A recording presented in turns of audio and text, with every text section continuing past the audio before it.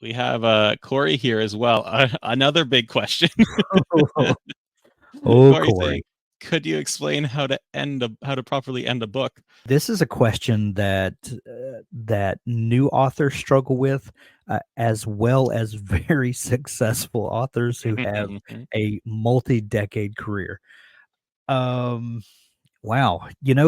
For me, and I can speak from my experience. Um, no, I need to know the ending from the beginning. And I know not all authors think like that. Some people will tell me, I have no idea how the book's going to end. I just kind of go into it blind. That makes me break out in hives. That gives me actual anxiety. I need to know where I'm writing to from the beginning. So for me, I'm thinking about that ending before I write that first scene. I take that back. Not always, because I do tend to write a few pages in the beginning as I'm kind of getting to know the characters, especially if it's new characters and a new setting and a new story idea. Um, I'll tend to kind of write through that to just get to know those characters. It's not always stuff that I use. It's not always going to end up in the book, but I tend to do that. But once I kind of have a firm feel of who this character is, what they're up to, what they want, and what's standing in their way, I generally have a resolution in mind and I'm writing toward that resolution. Um, and that has worked well for me because I have never had a book that just won't tie up at the end. Um, if anything, I rush the ending, at least in the first draft, because I'm anxious to get there. And then in my second and third draft, I go through and I build out, look for places to add tension, look for places to add more description, maybe a little subplot here or there, side tangents I can send the reader on, and then kind of expand that out. But if anything, I get to endings too rushed in the first draft and then have to slow that down. So I've never had a problem ending a book, but I think that's because I understand what the ending is and I'm writing toward that. How about you, Doug? Well, actually, I wrote down this question because I think it's worth revisiting in like a fireside chat or a deep dive or maybe Okay. making a resource for, because like in my mind, there's almost a checklist that you need to properly end a book. And it starts by figuring out like, is this the end of the story? As in, is there a sequel coming? Right. Or is it the end of the book and there's something else, or it's just the definitive end? Because if it's the end, if it's not the end of the story, if there's a sequel coming, then you don't need to wrap everything up with a pretty bow. In fact, Right. you can't, because then people won't think there's a sequel coming, and why would they read on if everything's resolved? Right. But in both cases, you need to wrap up like that book's conflict, both external and internal.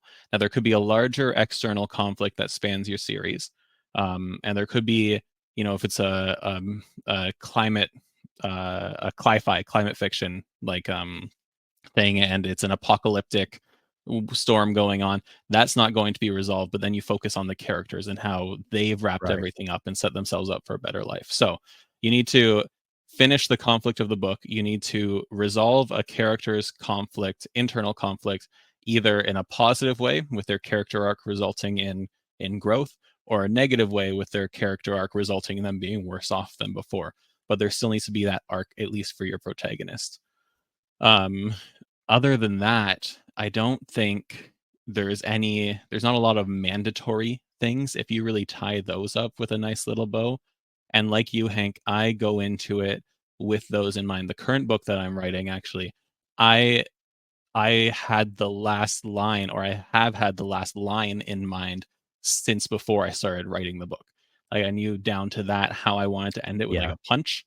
And I'm working towards that. But you had, was it Stephen James on the Yeah. podcast a couple weeks ago now, and he doesn't write with the ending in mind, uh, for like purposefully. He says he lets his characters want something and pursue it, and then the story evolves from there. So So not everyone does it the same way we do it, but even if you do it the Stephen James way, then you still need to make sure that the story's conflict is tied up, the character's conflict is tied up, and there's some satisfying arc there. Right. And you know, I was thinking about this earlier, or I was thinking about a similar thing earlier. Um, the one of the hallmarks of a romance book, and romance authors will tell you, usually from experience, that Mhm, a romance book has to have a an HEA, or happily ever after, or an HFN, happily or happy for now. And if you don't land it on that tone, you will be excoriated by romance readers, and you will be swiftly told that you did not write a romance. Um, and I kind of, I've been thinking about that. I don't know if I've ever enjoyed a book that didn't give me some sort of resolution. Maybe everyone doesn't just wind up on a sunny day at the end, but there's some satisfying emotional, um it ends on a positive note, at least for some of the characters. mhm, Um and I don't know that I've ever enjoyed a book that did not. And that doesn't mean that everything was, sunshine and roses. Um but uh I think most endings you need to give, if the reader has invested, 10, 12, 20 hours of their life in your book, they want to feel something at the end. They mhm, want to feel like they've been on a journey, and and it's been a satisfying experience. And maybe it's been, you've run the gamut of emotions with them. But I kind of feel like that you need to leave the reader with something to hold on to. Um and I don't know. I mean, where I'm going with that is, sometimes it's enough to think about how you want to leave the reader, even if you don't get as granular as, like you said, Doug, of thinking of that final emotion, that mhm, resonance at the end, that final sentence, that final scene, whatever. Even if you don't go to that extent, but what are you going to leave the reader with?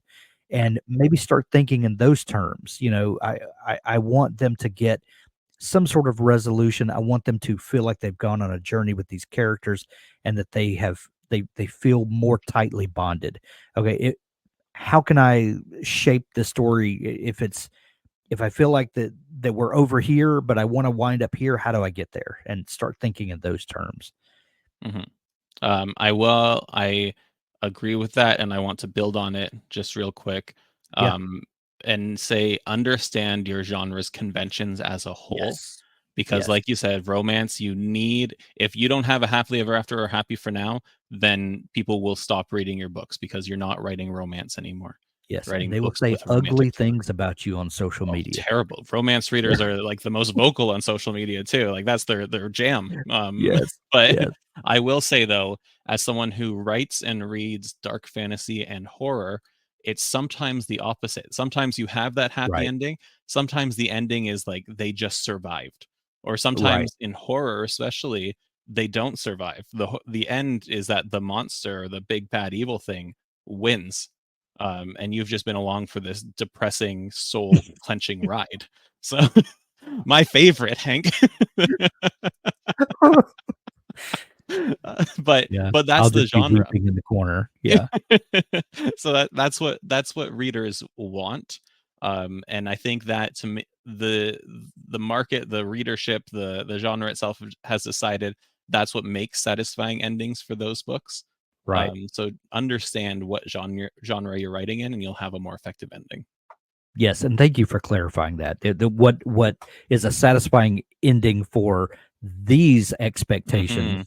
may not be a satisfying ending for this genre's expectations. Yes, Like, thank if you I for was reading clarity. a horror and it ended with a happily ever after, I wouldn't say that's terrible because sometimes there are subplots in it, but I'd be like, "Why? This is not why I'm reading this." Right? Right, right. So, Yeah. we have Holly here. And I feel like I don't my Amazon algorithm is gonna be very different than yours, though. Just whatever. Just Yes, whatever. look at I had to make a separate profile in like Netflix and Disney Plus so that my wife doesn't get my horror recommendations because they'll autoplay those trailers, right? Right. Right. Corey, you're welcome. I'm glad we Yeah. could cover that. That was a good question. That was a great Um, question.